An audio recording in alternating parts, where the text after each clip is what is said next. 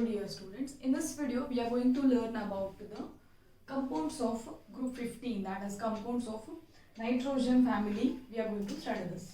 The first important compound that we are going to study here is that is dinitrogen, okay?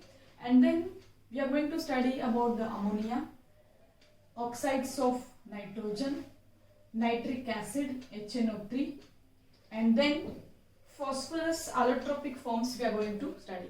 Here we are going to study about the allotropic forms of phosphorus like white phosphorus, red phosphorus, and then the black phosphorus, and then phosphine, and then phosphorus halides. Here you are going to learn phosphorus trichloride and then phosphorus pentachloride, that is PCl5 and then PCl3.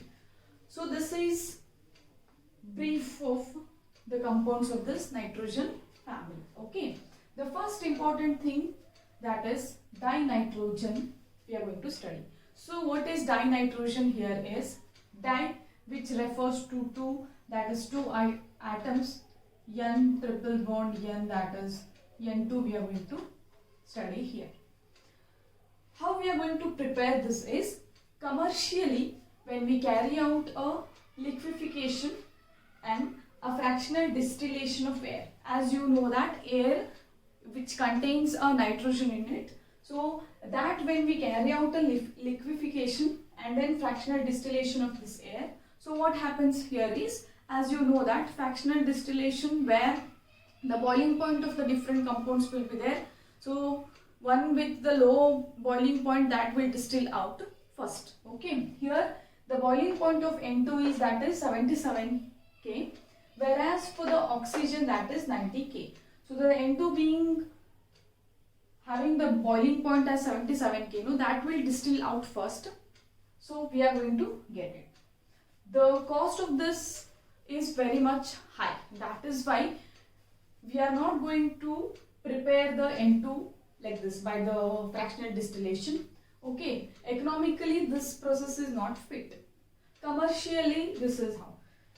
But laboratory method how you can prepare the N2 is when you take aqueous solution of NH4Cl and NaNO2. So what there is a formation here is there is a N2 and then H2.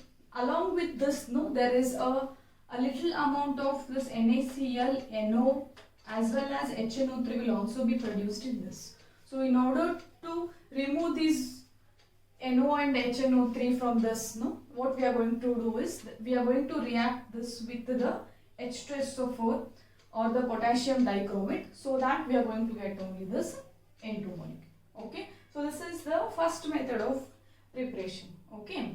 Now the second one here is that is by thermal decomposition. For the thermal decomposition, what we are considering here is that is ammonium dichromate, okay? So these two reactions are very important, okay? Thermal decomposition reaction. And then here I have taken sodium nitrite, no? You should know this also.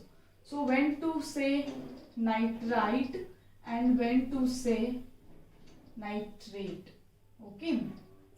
Similarly like ferrous, cuprous, how, no? So same way here, you should know that the 8, if it is, that means the oxidation number for this will be high.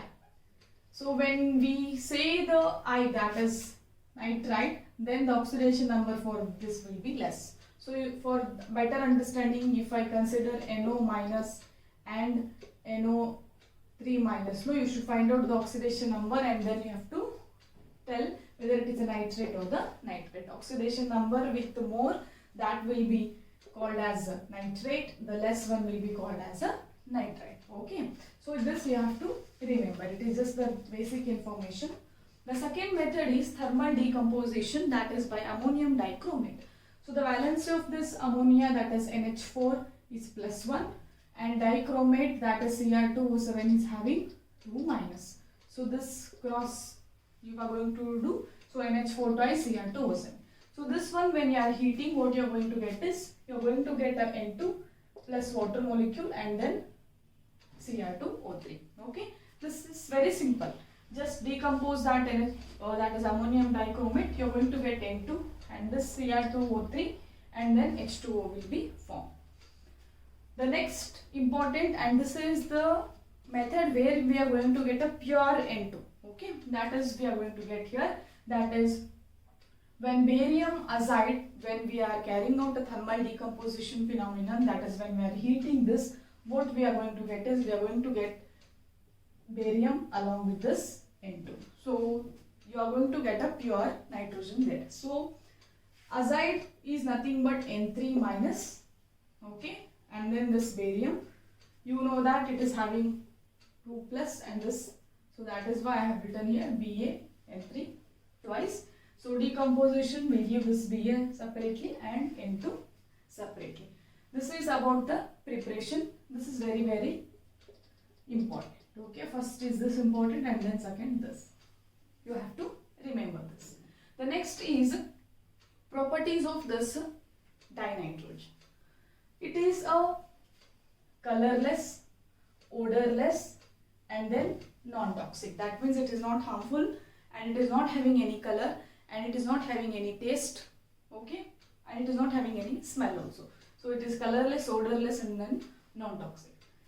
And then it has a two stable isotopes, that is N14 and N15.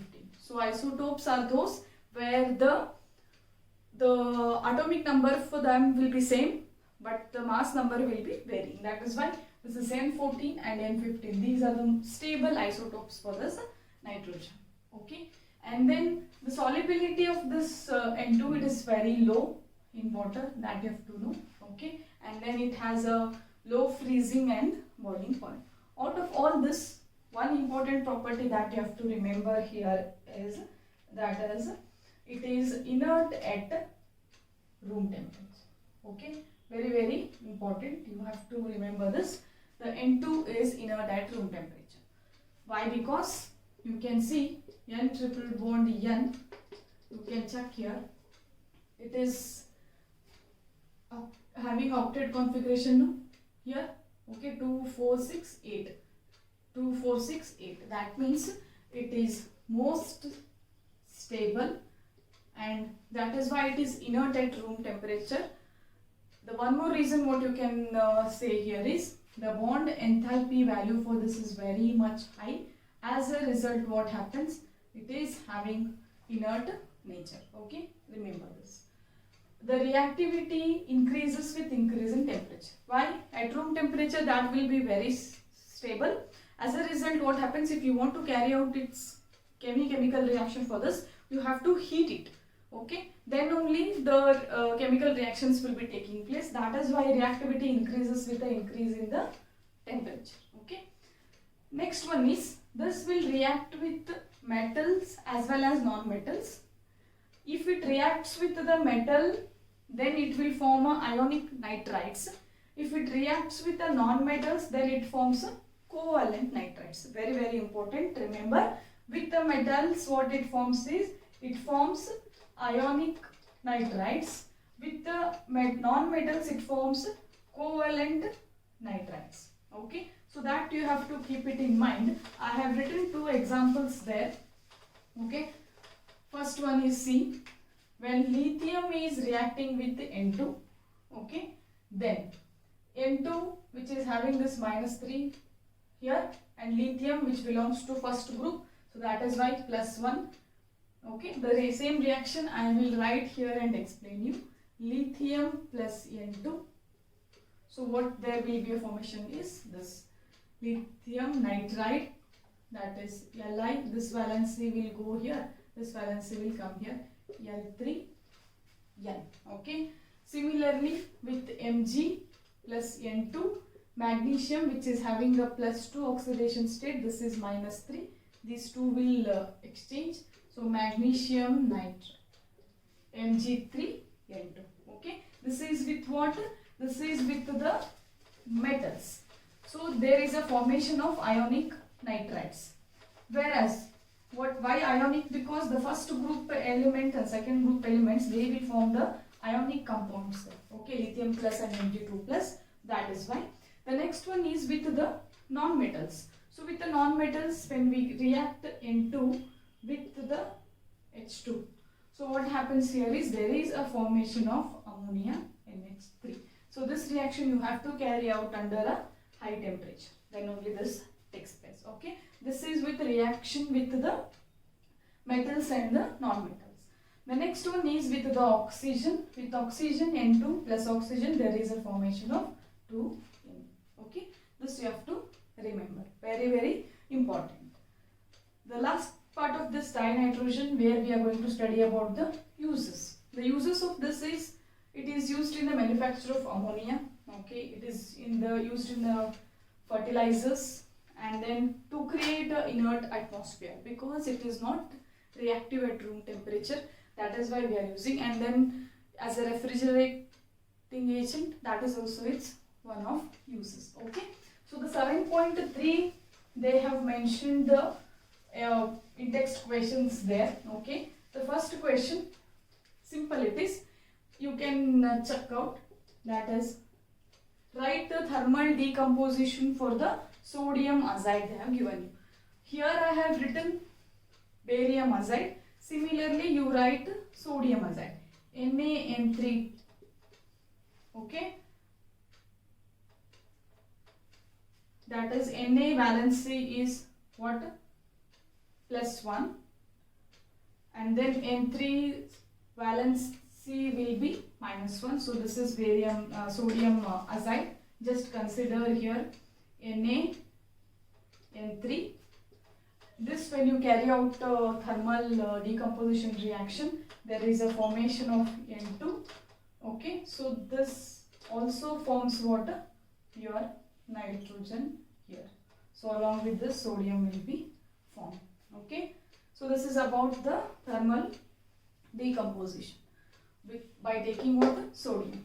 The another question in the 7.3 is that, okay, so why N2 is inert at room temperature? So the answer for that is, the bond enthalpy value for this N2 is very much high. As a result, the more amount of energy is required to break that bond in order to react with the other compounds. That is why it is inert at the room temperature. Okay, so this is all about the dinitrogen. So commercial method we have studied. Laboratory method, that is thermal decomposition method, 2 important, ammonium dichromate and then barium azide. Similarly for the sodium azide, that you have to remember. And 2 important things what you have to remember here is, it is inert at room temperature, and reactivity with metals and reactivity with non-metals. If you just know the charges, no, you can exchange and you can complete any chemical reactions here. Okay, so this is about all about the dinitrogen, and these are the in-text questions also. Okay.